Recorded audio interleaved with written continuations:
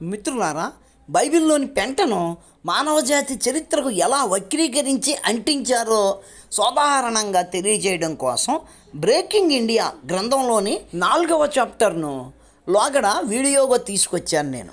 అది చూసిన కొంతమంది మిత్రులు పుస్తకం అంతా రికార్డు చెయ్యి అంటే మొదలుపెట్టాను. 2 చాప్టర్ల వరకు 4 ఎపిసోడ్లు వచ్చాయి. 3వ అధ్యాయాన్ని 5వ ఎపిసోడ్గా ప్రారంభిస్తే అది చాలా పెద్దదిగా ఉంది కాబట్టి దాన్ని 3 ఎపిసోడ్లుగా చేయాలనుకుంటున్నాను. ఇప్పుడు మీ ముందుకి 3వ అధ్యాయంలోని మొదటి పార్టుని 5వ ఎపిసోడ్గా తీసుకువస్తున్నాను. మిగిలిన భాగాలను 6, 7 ఎపిసోడ్లుగా తీసుకువస్తాను. ఇక ముందు ఈ సిరీస్లోని మిగిలిన ఎపిసోడ్లు రెగ్యులర్గా వచ్చేలా ట్రై చేస్తాను. ఇక లోపలికి వెళదామా? అన్య సమాజాలపై, అన్య జాతులపై ఆధిపత్యం కోసం యూరోపియన్లు సృష్టించిన అనేక భావనలలో ఆర్యజాతి ఆవిష్కరణ ఒకటి. అరవిందన్ నీలకంఠన్ గారు, రాజీవ్ మల్హోత్రా గారు ఈ అధ్యాయంలో ఆర్యజాతిని వీళ్ళు ఎట్లా ఆవిష్కరించారు అన్న విషయాన్ని చాలా విపులంగా చెప్పారు. ఇక ఈ 3వ అధ్యాయంలోకి వెడదాం. సర్ విలియం జోన్స్ తన సంస్కృత ఆవిష్కరణను ప్రకటిస్తూ 1799లో సాటి యూరోపియన్లకు ఈ విధంగా రాశారు. సంస్కృత భాష అద్భుత నిర్మాణం గలది. గ్రీకు కంటే ఎక్కువ ఖచ్చితమైనది, లాటిన్ కంటే ఎక్కువ విస్తృతమైనది, ఆ రెండిటికంటే ఎక్కువ సమగ్రంగా సంస్కరించబడినది. అయినా ఆ రెండిటితో పటిష్టమైన సంబంధం కలిగి ఉంది. ఈ పోలికలు యాదృచ్ఛికం కావడానికి వీల్లేదు. 18వ శతాబ్దంలోనూ 19వ శతాబ్దం ప్రారంభంలోనూ యూరోప్లో నెలకొని ఉన్న ఆదర్శవంతమైన కల్పనాత్మకమైన భారతీయ దృక్పథానికి సంబంధించి ఈ వివరణ విశిష్టమైనది. పటం 3.1 యూరోపియన్ కాల్పనికవాదులు, సంస్కృతివాదుల వల్ల ప్రభావితమైనట్లుగా భారతదేశ అధ్యయనాన్ని సూచిస్తుంది. అది భారతదేశానికి సంబంధించిన కింది యూరోపియన్ మేధా చరిత్ర దశలతో పాటు ఈ భావాలు యూరోపియన్ ఆధిక్యతను ఎలా రూపొందించాయనే విషయాన్ని వివరిస్తుంది. ఆధునిక కాలంలో ఎదురైన నూతన సవాళ్ల ఫలితంగా సంక్షోభంలో పడిన యూరో క్రైస్తవ ఏకదేవతారాధన చట్టం నుంచి తప్పించుకోవడానికి యూరోపియన్ కాల్పనికవాదులకు ఒక చారిత్రక ప్రాతిపదిక అవసరమైంది. స్వీయ చరిత్రకు తగిన ఆధ్యాత్మికత కోసం వారు తీవ్రమైన అన్వేషణ సాగించారు. తమ గతంలోనే వారు తమ కాల్పనిక దృక్పథం తెలుసుకోవడానికి ప్రయత్నించారు. భారతదేశాన్ని కనుక్కొన్నారు. వారి బంగారు మూలం కోసం జరుగుతున్న అన్వేషణకు భారతదేశం ప్రధాన వాహికగా మారింది. ఇండాలజిస్టులు యూరోప్లో అవతరిస్తున్న జాతి రాజ్యాలలో పాటు వలస రాజ్యాల అవసరాలను తీర్చే విధంగా ప్రాచీన భారతదేశ చరిత్రను భావించారు. ఈ పటం యూరోపియన్ అస్తిత్వ రాజకీయాల కోసం ఆర్యజాతిని ఎట్లా సృష్టించారు, దాని పర్యవసానాలు ఎట్లా ఉన్నాయి అన్నది తెలియజేస్తుంది. ఈ భారతదేశ అధ్యయనం 2 సమాంతర పద్ధతుల్లో జరిగింది. ముందుగా యూరోపియన్ కాల్పనికవాదుల అధ్యయనం గురించి తెలుసుకుని ఆ తర్వాత వలస దేశ ఇండాలజిస్టుల అధ్యయనాల గురించి తెలుసుకుందాం. యూరోపియన్ కాల్పనికవాదుల్లో భారతదేశానికి అనుకూలురు భారతదేశం నాగరికతకు అగ్రగామిగాను గుర్తించారు. కానీ ఇక్కడ యూదు క్రైస్తవ నాగరికతలు లేకపోవడాన్ని విభేదించారు. అదే సమయంలో వలస దేశపు అంటే భారతీయ ఇండాలజిస్టులు ఒక కొత్త కథను సృష్టించారు.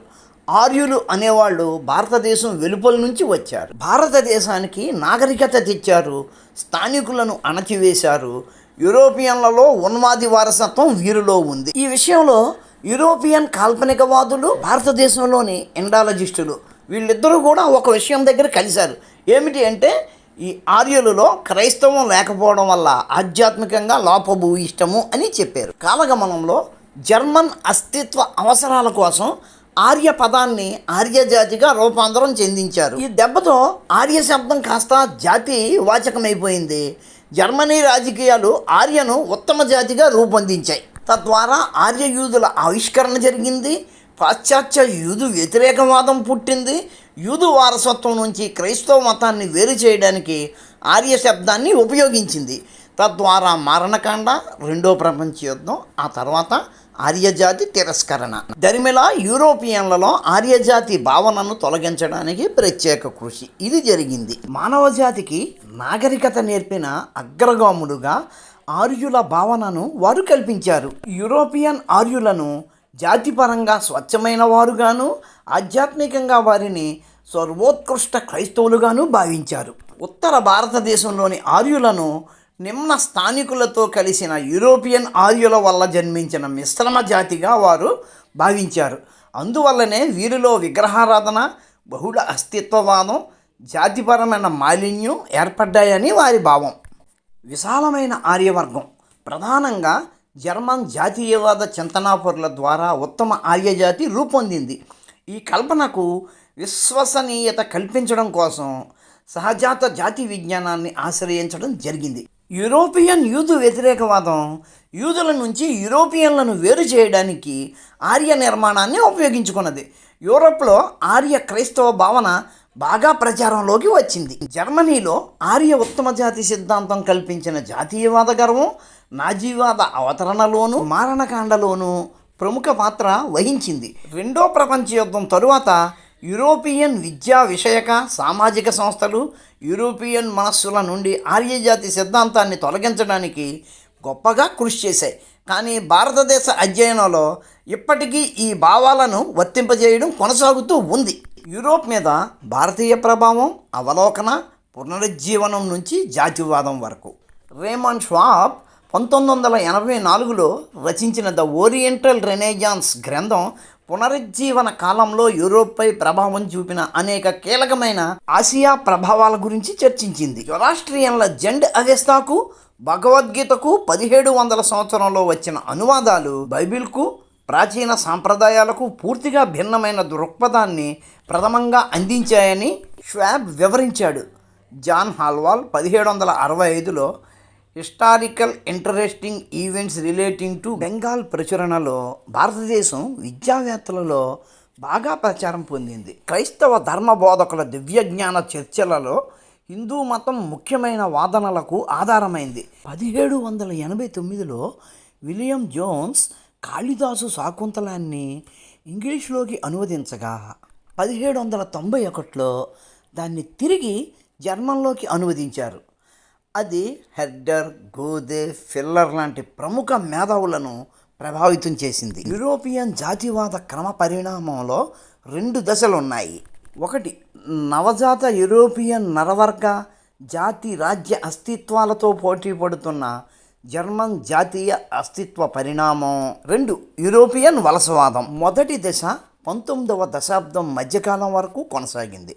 యూరోపియన్ సంస్కృతికి భాషాపరమైన మూలానికి సంబంధించిన నిర్మాణంలో సంస్కృతాన్ని ఉపయోగించడం పట్ల యూరోపు పండితులు మనస్సు కష్టపెట్టుకున్నారు.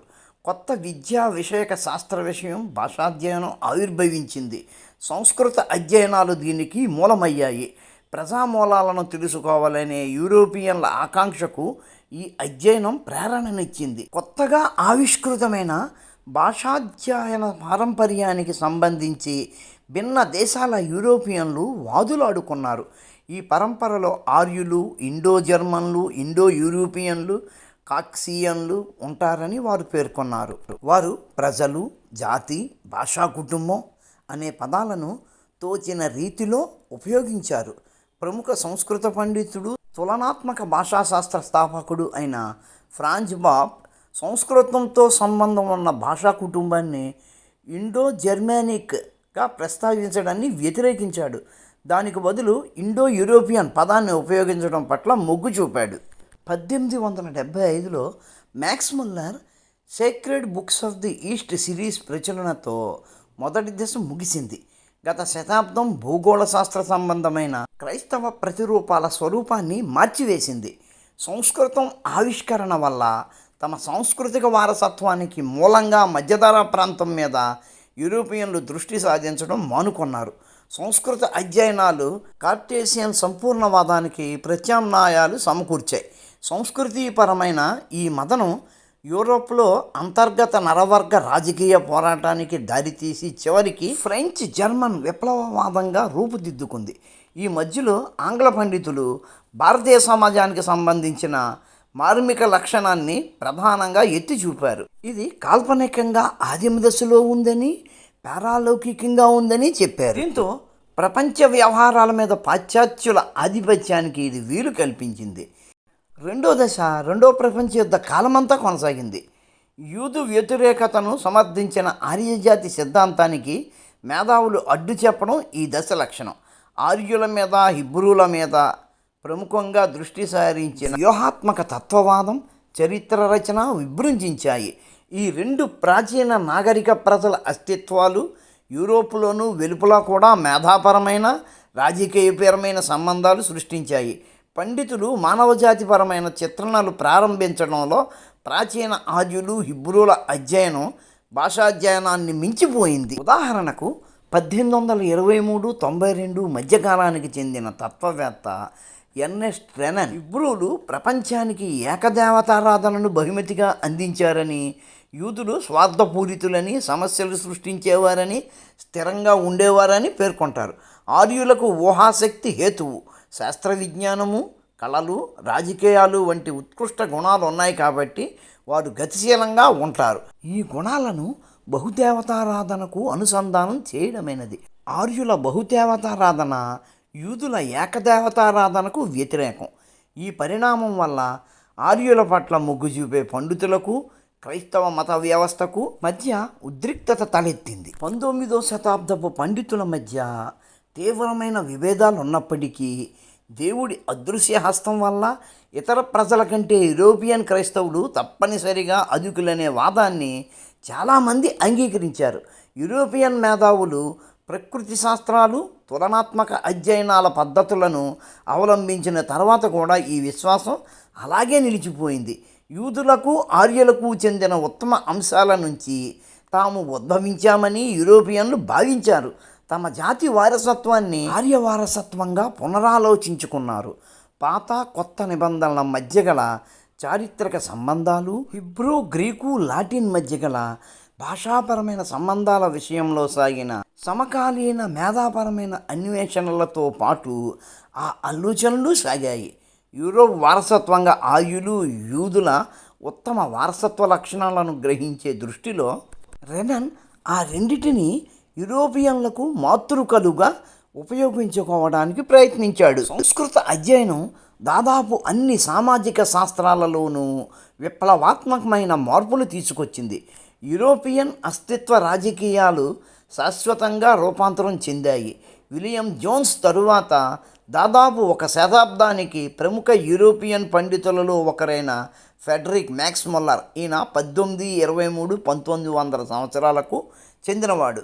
ఈ ఫ్రెడరిక్ మ్యాక్స్ ముల్లర్ ప్రాచీన భారతీయ భాషా సంస్కృతాన్ని ఆవిష్కరించడం వల్ల ఈ భాషకు ప్రధాన యూరోప్ జాతుల జాతీయాలకు మధ్య గల సన్నిహిత సంబంధం వల్ల ప్రపంచ ప్రాథమిక చరిత్రను అధ్యయనం చేయడంలో సంపూర్ణ విప్లవం చోటు చేసుకుంది అని పేర్కొన్నారు.